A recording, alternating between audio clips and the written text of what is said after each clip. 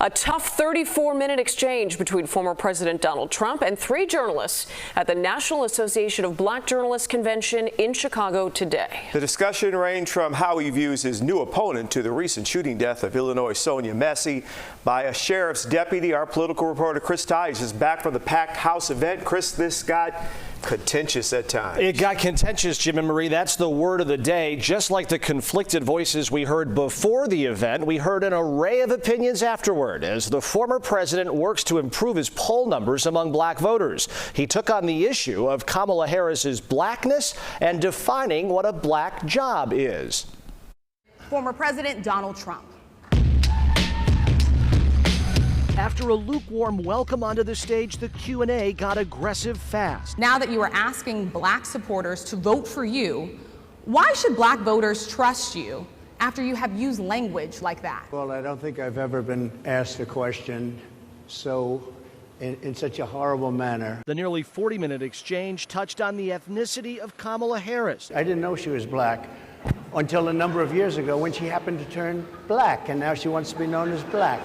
So I don't know, is she Indian or is she black? The recent shooting of Sonia Massey by a downstate sheriff's deputy and what standard Trump would use to exonerate officers. I don't know the exact case, but I saw something and it didn't look good to me. There's a big difference between being a bad person and making an innocent mistake. But if somebody made an innocent mistake, I would want to help that person.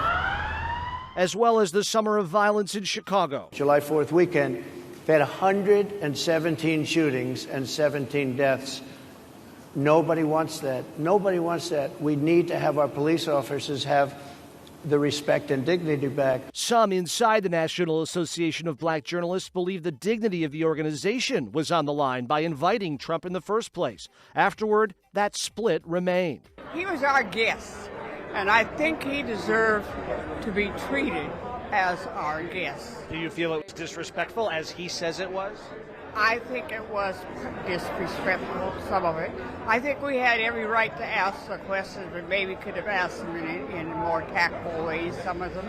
He's just terrible. How he treated those women on stage, how he treated us and spoke to us. It was just disrespectful, but that's who he is. In a statement before the event began, the Harris team framed it by saying, "We know Donald Trump is going to lie about his record and the real harm he's caused black communities at NABJ, and he must be called out." That was the Harris campaign before the event. Afterwards, the White House press secretary calling Trump's comments on Kamala Harris's ethnicity both repulsive and insulting, adding no one has any right to tell someone who they are. Trump, meantime, upset with the NABJ, claiming he was told Kamala Harris would take part in a similar event this week in Chicago, which Jim and Marie, as of this moment, she has not committed to doing. How big was the room? How many people do you think were there? And how would you describe the atmosphere? Yeah, a couple thousand people. It's the big ballroom at the Hilton on South Michigan. The atmosphere was very tense. You saw it on the stage, that exchange. It's really the first time we've heard Trump use this kind of language to frame his opponent, using her ethnicity in this kind of inflammatory way. The crowd was told, hey, please use the same decorum you use as journalists in your daily job, and please execute in that way in the room. And that was pretty much held to. Okay, Chris, thank you for taking us inside and for your reporting today. Thanks, Chris. You bet.